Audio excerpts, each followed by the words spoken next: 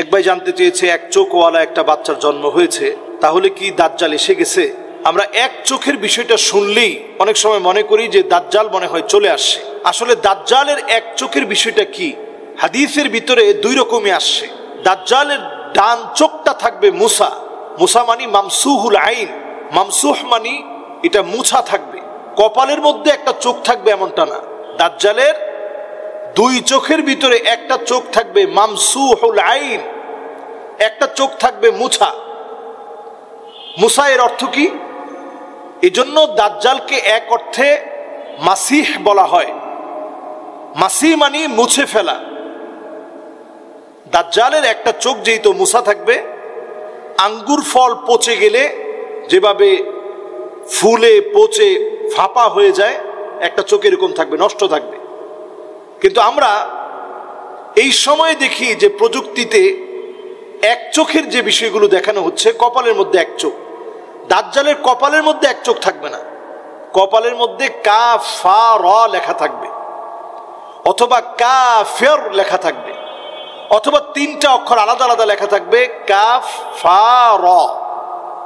প্রত্যেকটা মুমিন অশিক্ষিত হলেও এই অক্ষরগুলো দেখেই পড়তে পারবে যে এটাই সেই দাজ্জাল। নবীজি সাল্লাল্লাহু আলাইহি ওয়াসাল্লামের জামানায় ইহুদির একটা সন্তান,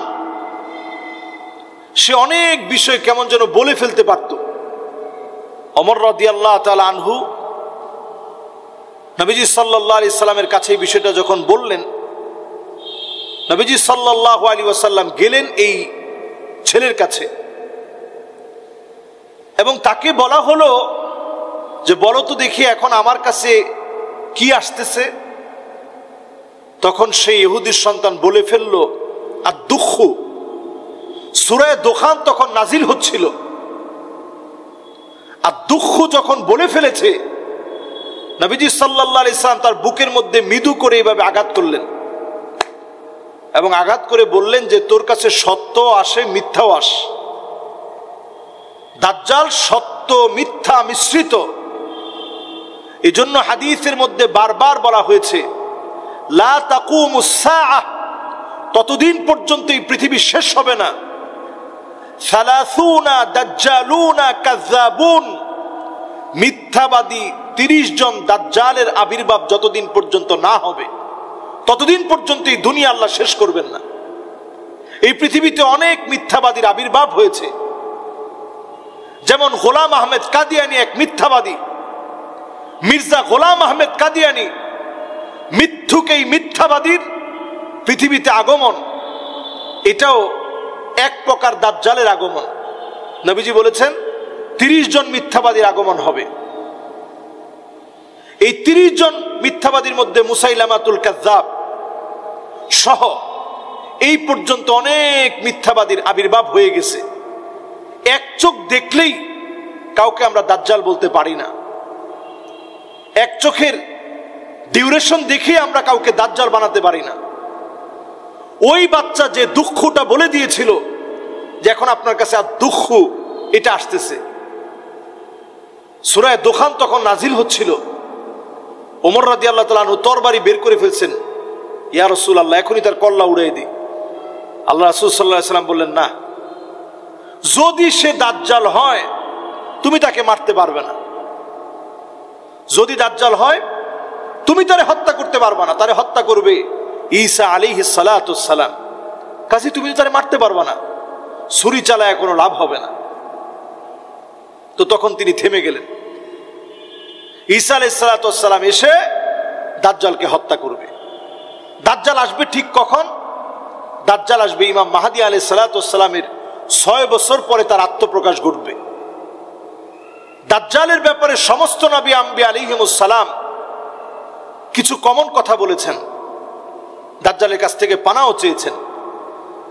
নবীজি সাল্লাল্লাহু আলাইহি সাল্লাম একটা বিষয় পরিষ্কার করে গেছেন যেটা অন্য কোন নবী বলেন নাই। নবীজি সাল্লাল্লাহু আলাইহি সাল্লাম বলছেন দাজ্জাল হবে আওয়ার। আওয়ার মানে অন্ধ। ওয়া ইন্না রাব্বাকুম লাইসা বিআওয়ার, তোমাদের রব, আমাদের রব, আমাদের আল্লাহ তিনি অন্ধ নন, তিনি সব দেখেন। দাজ্জাল ইহুদিদের কাছে ত্রাণকর্তা হিসেবে পৃথিবীতে আসবে। ত্রাণকর্তা হিসেবে পৃথিবীতে আসবে। সে 40 দিন এই পৃথিবীতে অবস্থান করবে। প্রথম দিনটা হবে একটা বৎসরের মতো, দ্বিতীয় দিনটা হবে মাসের মতো, তৃতীয় দিনটা হবে সপ্তাহের মতো। দুনিয়া জোড়া সে সফর করবে। এ হচ্ছে দাজ্জালের হিস্ট্রি। বাবুল লুদ নামক এরিয়ায় দাজ্জালকে হত্যা করা হবে। দাজ্জাল আসার আগেই পৃথিবীর সিচুয়েশন এমন হবে, একটা পর্যায়ে মুসলমান মার খেতে খেতে দেওয়ালে পিঠ ঠেকে যাবে। এরপর একটা সময় আসবে সিদকান ও আদলা, মুসলমানের নেতৃত্ব আবার শক্তিশালী হয়ে উঠবে ইমাম মাহদী আলাইহিস সালাতু ওয়াস সালামের আগমনের মধ্য দিয়ে। দাজ্জালের ব্যাপারে তামিমে দারি রাদিয়াল্লাহু তাআলা আনহুর যে বিখ্যাত হাদিস, সে হাদিস অনুপাতে বোঝা যায় দাজ্জালকে আল্লাহ রাব্বুল আলামিন গুহার ভিতরে এখন এইভাবে বেঁধে রেখেছেন, শিকলে বন্দি, হাতটাকে এইভাবে করে দেওয়া, এইভাবে বেঁধে রাখছেন। এবং সেই সময় দাজ্জাল বেশ কিছু প্রশ্ন করেছিল।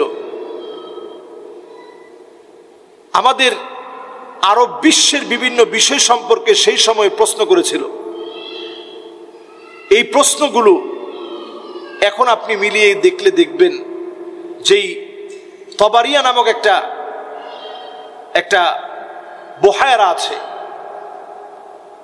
বহায়রা তবারিয়া নামক একটা বহায়রা বা একটা ছোট সমুদ্র আছে, একটা বিরাট খালের মতো আছে, যেটা শুকিয়ে গেছে কিনা সেই সময় প্রশ্ন করা হয়েছিল। কিন্তু সেই সময় কিন্তু শুকিয়ে যায়নি, এখন কিন্তু শুকিয়ে যাচ্ছে। ফোরাত কিন্তু ক্রমশ শুকিয়ে যাচ্ছে। এখন এই সময়টা আমরা আমাদের ঈমান আখলাককে বাঁচিয়ে আমরা বরং ইবাদতের সঙ্গে থাকি। দাজ্জাল কখন আসতেছে, এই বাচ্চাটা দাজ্জাল কিনা, এগুলো নিয়ে ব্যস্ত না থেকে বরং দাজ্জালের ফিতনা সর্বত্র চলছে, এর ভয়াবহতা থেকে নবী আম্বিয়া আলাইহিমুস সালাম বাঁচার জন্য চেষ্টা করছে। আমি আপনি বাঁচার জন্য চেষ্টা করি, আল্লাহর কাছে ফরিয়াদ করি। অবশ্যই আল্লাহ তাআলা আমাদেরকে হেফাজত করবেন। এমন যুবক থাকবে যার গলায় ছুরি চালালেও দাজ্জাল তার ঈমান হরণ করতে পারবে না। একটা পর্যায়ে আল্লাহ তাআলা তামার একটা পাত পরিয়ে দিবেন, আবরণ দিয়ে দিবেন, ছুরি চালালেও চলবে না। ঈমানের এই জায়গা মজবুত করার চেষ্টা করেন, এটা আমাদের দায়িত্ব। আসসালামু আলাইকুম ওয়া রাহমাতুল্লাহি ওয়া বারাকাতুহু। আলোর পথে 24 24 ঘন্টা শুধু ইসলাম প্রচার।